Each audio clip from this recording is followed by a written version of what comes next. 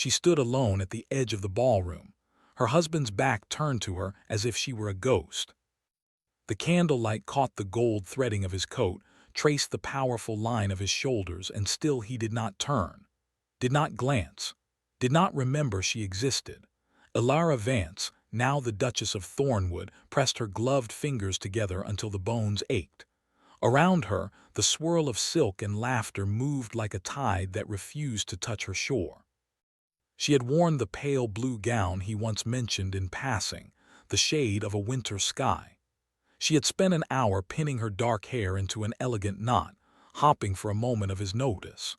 But Alexander Ashford, the Duke of Thornwood, stood near the hearth speaking with Lord Edrington, his expression as unreadable as stone.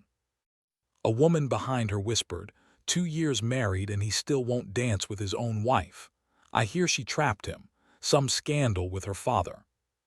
Elara's throat tightened. She did not turn. She had learned not to turn. Her father. Yes, there had been a scandal. Baron Vance had lost everything through foolish investments and a single desperate act that had nearly destroyed the family name. When Alexander Ashford had appeared with an offer of marriage, it had felt like rescue. Elara had been 20 years old, quietly in love with the stern, handsome duke she had glimpsed at a country assembly. She had believed with a girl's hopeful heart that he must feel something if he had chosen her. She had been wrong. The marriage had been a transaction. He gave her his name, paid her father's debts, secured her younger siblings' futures, and asked for nothing in return. Not her conversation, not her affection, not her presence in his private rooms. He treated her with impeccable, distant courtesy, a stranger wearing a wedding ring. And for 2 years, Elara had tried. She had written him little notes he never answered. She had arranged dinners he rarely attended. She had stood in drawing rooms waiting for a glance that never came. Her love had been a candle burning alone in an empty house, and tonight the flame was guttering. The music began, a waltz. Couples moved into formation. Elara remained where she was, invisible. Then Lady Cecily Pemberton, all golden curls and knowing smiles, glided up to the Duke. She placed a proprietary hand on his arm. Alexander did not pull away. He inclined his head, listening. Lady Cecily laughed. The sound cut across the room like a blade. Elara's stomach hollowed out. She watched her husband allow another woman to touch him with a familiarity he had never granted his own wife. The pain was so sharp she could not breathe. She did not cry. She had not cried in months, but something in her chest folded quietly, like a letter being sealed and put away. She turned and walked out of the ballroom without a word to anyone. No one stopped her. The next morning, Elara stood at the window of her sitting room, watching the gray light seep over the Thornwood estate. The housekeeper, Mrs. Hartley, brought tea and a steady presence. Your Grace, the Tenants' Committee has sent another request. The cottages on the east boundary need roofing before the autumn rains. Elara turned. I will see to it today. Mrs. Hartley hesitated. You've taken on a great deal of estate business lately. His Grace's steward might. The Duke is occupied with London matters, Elara said quietly. I am here. I can be useful.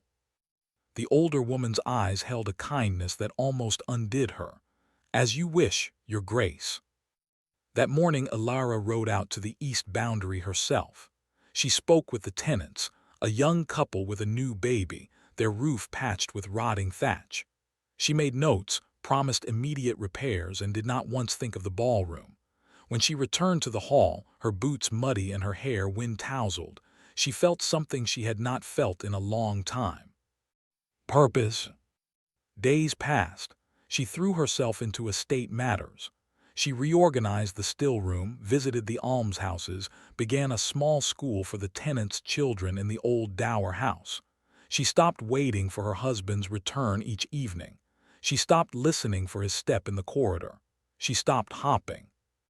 Alexander noticed nothing.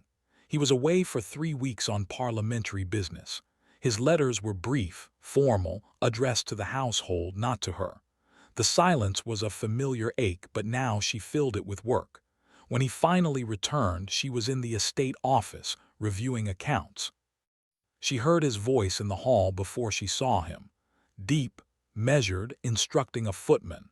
Her heart gave a traitorous lurch, but she forced herself to remain seated. She counted to 10 before rising. He appeared in the doorway, travel-worn, his dark hair slightly disheveled. His gray eyes swept over her, nodding her simple wool dress, the ink smudge on her finger. "Ilara." "Your Grace," she curtsied, polite and distant. A frown flickered between his brows. "You have been busy. The estate does not run itself." He stepped inside. "I see you have taken over my study." She gathered her papers. "I will return it to you. I was finishing the tenant reports." "That is not necessary. You may use the room." He paused, as if searching for words.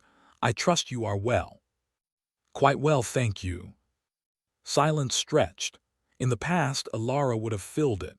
She would have asked about his journey, offered to have a meal prepared, tried to bridge the impossible distance. Now she simply waited. The Duke's jaw tightened. "I shall leave you to your work." He left. The door closed with a soft click. Ilara let out a breath she had not realized she was holding. The old hope was still there, buried deep, but she was learning to starve it. The weeks that followed brought a strange, hollow peace. She stopped attending every social function.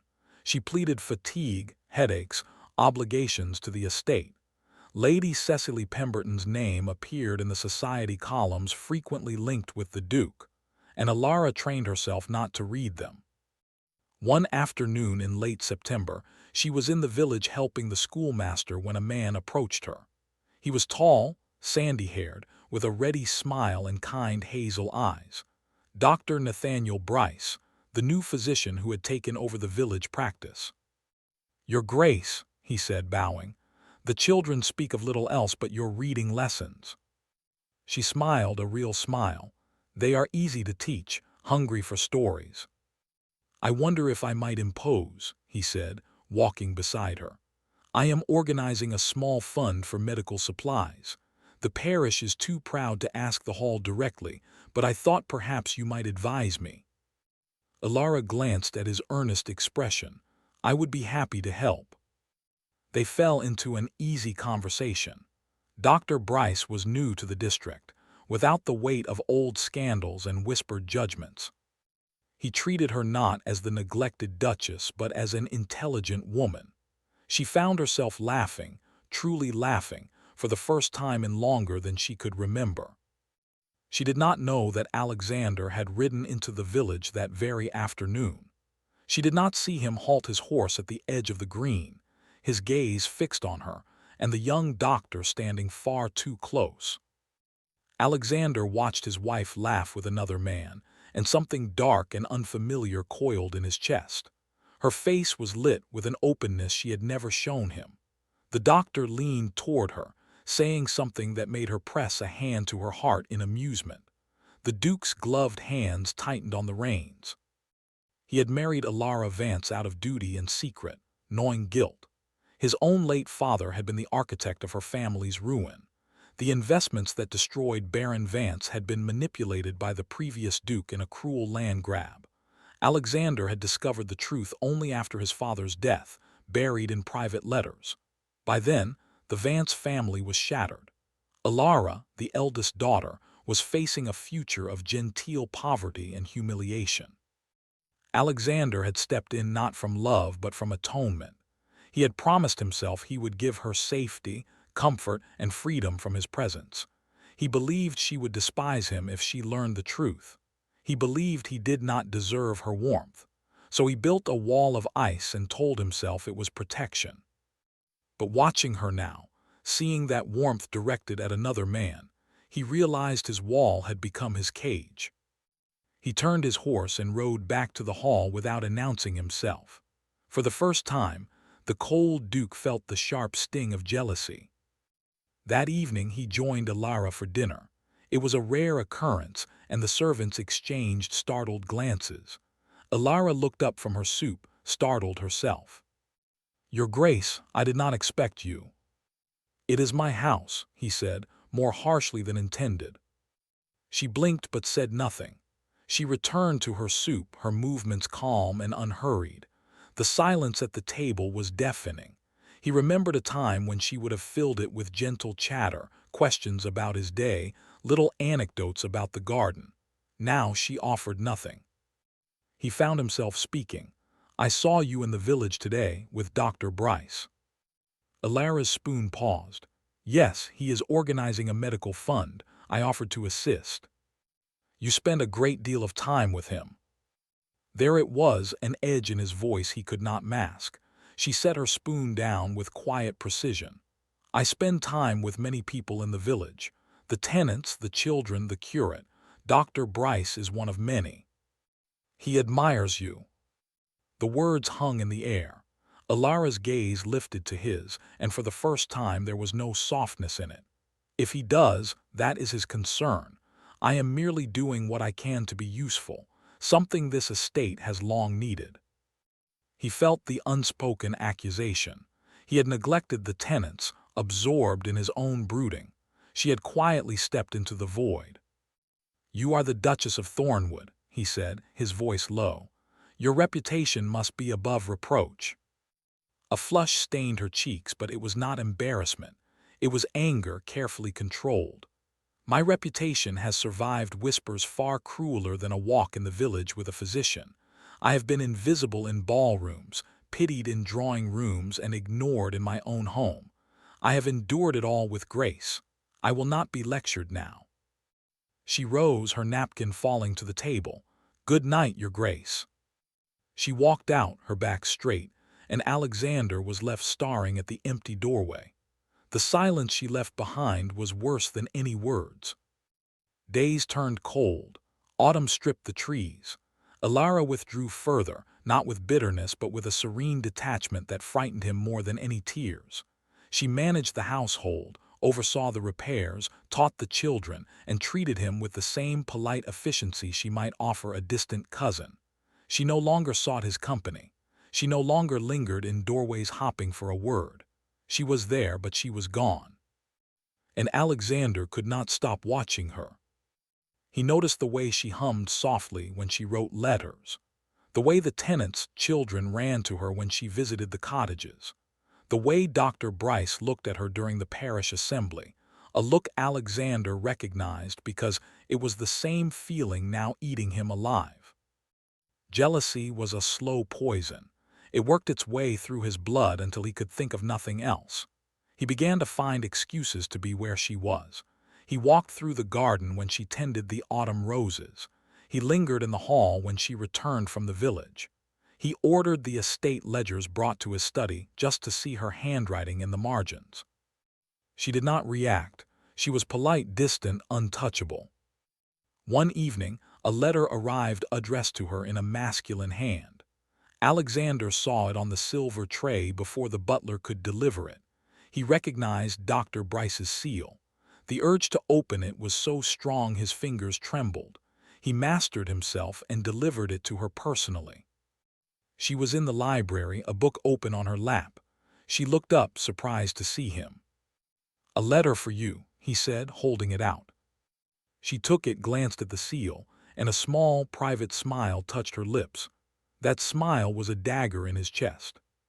"Thank you." She tucked it unopened into her pocket, denying him any reaction. He did not leave. "Alara." She waited, her expression unreadable. "Have I lost you?"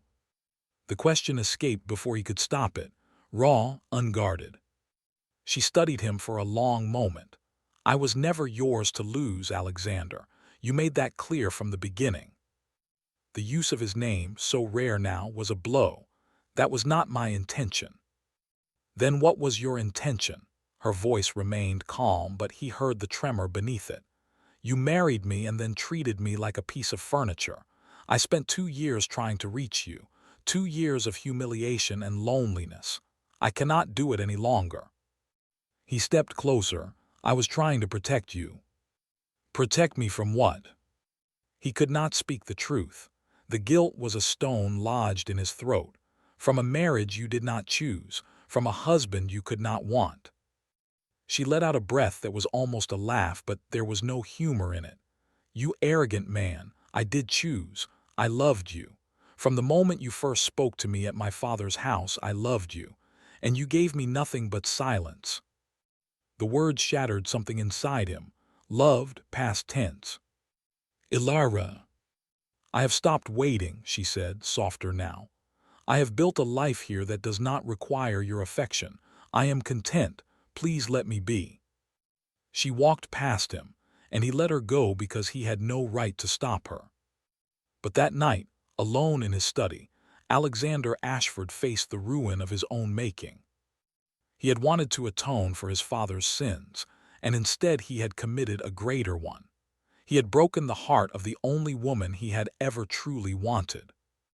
The first unexpected reveal came 3 days later. Ilara was searching for an old estate map in the dusty archive room when she found a leather-bound ledger she did not recognize. It was tucked behind a row of estate books, the spine unmarked. Curious, she opened it. Inside, in Alexander's precise handwriting, were records of payments. Payments to her father's creditors, years after the debts had supposedly been settled. Payments to a seminary for her youngest brother's education. Payments to a modiste in London for gowns she had never ordered. A fund set aside in her name, independent of the marriage settlements, ensuring she would be wealthy even if he died. Dates, amounts, all meticulous, all hidden. Her hands began to shake. He had not merely married her out of duty. He had been quietly, secretly providing for everything she held dear, asking for nothing in return. The cold Duke had been sheltering her in the only way he allowed himself. Tears blurred the ink. She had thought him indifferent, but this was not indifference. This was a man who cared so deeply he was terrified to show it. She closed the ledger and pressed it to her chest, her mind reeling. Why had he hidden this? Why the distance if he felt this much? She had to know. She found him in his study, staring into the fire. He looked up as she entered, his face shadowed with weariness. Without a word, she placed the ledger on his desk. He stared at it, then closed his eyes. "Where did you find that?"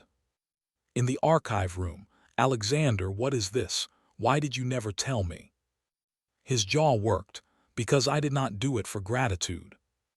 "Then why?" The silence stretched until she thought he would not answer. Then he spoke, his voice rough as gravel. "Because my father destroyed your family." The room went still. Ilara stared at him. "What?" He turned to face her fully, his gray eyes filled with a pain she had never seen. "The investments that ruined your father, the land that was lost, it was my father's doing. He manipulated the markets, bribed the agents, all to strip your father of his holdings. I discovered the truth after his death. By then, your family was broken, and you were facing a life of poverty and shame." She could not breathe. "You married me out of guilt." "Yes, at first." He swallowed hard. "I told myself I was making amends. I gave you my name, my protection, my fortune. But I kept my distance because I believed you would hate me if you knew. I believed I did not deserve your love. So I built walls to keep you safe from the truth, and in doing so, I became the very thing that hurt you most." The second reveal hit her like a wave. All the years of coldness, the turned backs at balls, the silence, had not been rejection. They had been punishment he had inflicted on himself. She crossed the room until she stood before him. "You fool," she whispered, tears slipping down her cheeks. "You noble, stubborn fool. I didn't need your protection from the truth. I needed you." He reached out, his fingers trembling as they brushed a tear from her cheek. "I know that now. I've known it since I saw you laughing with Bryce and felt like I was dying." His voice cracked. "I love you, Ilara. I have loved you for so long I forgot how to say it, and I have been losing you day by day." She caught his hand and held it against her heart. "You haven't lost me, but you have to let me in. No more walls, no more silence." "I swear it." His forehead dropped to hers, his breath uneven. "I will spend the rest of my life making up for every moment of loneliness I caused you." She let herself feel the warmth of him, the tremble in his shoulders. The confession was raw, unpolished, and entirely true. The Duke who had seemed untouchable was breaking apart in her arms. The emotional climax was not a grand gesture. It was quiet. It was Alexander kneeling before her in the firelight, taking both her hands and speaking words she had waited a lifetime to hear. I loved you too late. I loved you in silence when I should have shouted it from every rooftop. I thought giving you safety was enough. I know now it was never enough. Please, let me try again. Alara looked down at the most powerful man in the county, brought to his knees by love and regret. She knelt too, so they were eye to eye, equal in the dim light. We start now, she said softly. No past, no guilt, just this. He kissed her then, gently, reverently, as if she were something precious and fragile that he was terrified of breaking. She kissed him back with all the love she had buried alive. The healing did not happen overnight. There were still awkward silences, moments of old pain surfacing. Alexander learned to speak of small things first, how he slept, what he read, a memory from his boyhood. Alara learned to trust that when he reached for her hand, it would not be withdrawn. They walked the estate together, actually together, his arm linked through hers. The tenants watched with quiet astonishment as the cold Duke began to smile. Dr. Nathaniel Bryce, a man of true decency, saw the change in her eyes and accepted it with grace. He remained a friend to the household and in time found his own happiness with the vicar's daughter. Lady Cecily Pemberton's name faded from the gossip columns, replaced by more current scandals. Society moved on. One evening in early winter, Alara and Alexander stood on the terrace watching the first snow dust the park. She leaned into his side, his greatcoat wrapped around her shoulders. He pressed a kiss to her hair. I have a gift for you, he said. She looked up, another secret ledger. He laughed, a sound still new and cherished. No, something I should have given you long ago. He reached into his pocket and withdrew a small velvet box. Inside lay a ring, a sapphire surrounded by tiny diamonds, delicate and timeless. My mother's ring. It was meant for the woman I loved. I was too afraid to offer it before. She let him slide it onto her finger beside the simple gold band of their marriage. It fit as if it had always belonged there. I love you, she said, and the words came easily now without fear. I love you, he answered. Every day for the rest of my life I will prove it. The snow fell softly, blanketing the world in white silence. Inside the great hall, fires burned warm and welcoming. The Duchess, who had once stood invisible in a ballroom, now stood at the center of her husband's heart, and the quiet joy between them was the deepest, truest thing either had ever known. The years ahead would hold ordinary days and extraordinary ones, small kindnesses and shared laughter. The pain had carved a place for the healing to settle into. The hope that had been buried bloomed again, not as a desperate flame, but as a steady, enduring light. And whenever Alara walked through the ballrooms of London on her husband's arm, heads turned not with whispers of pity, but with whispers of envy. Because the Duke of Thornwood could not stop looking at his wife. He watched her with the fierce, tender attention of a man who had nearly lost everything and found it again. And when the music began, he always asked her to dance. Always. Their story was not one of instant love, but of love that had been tested, broken, and rebuilt stronger. It was the kind of love that fills silence with understanding and turns loneliness into a distant memory. And on the quiet nights, when the wind howled against the ancient walls of Thornwood Hall, the Duke would pull his Duchess close and whisper against her temple the words that had once been his deepest shame, now his greatest redemption. I loved you in silence, but I will love you out loud until the end of my days. And he did.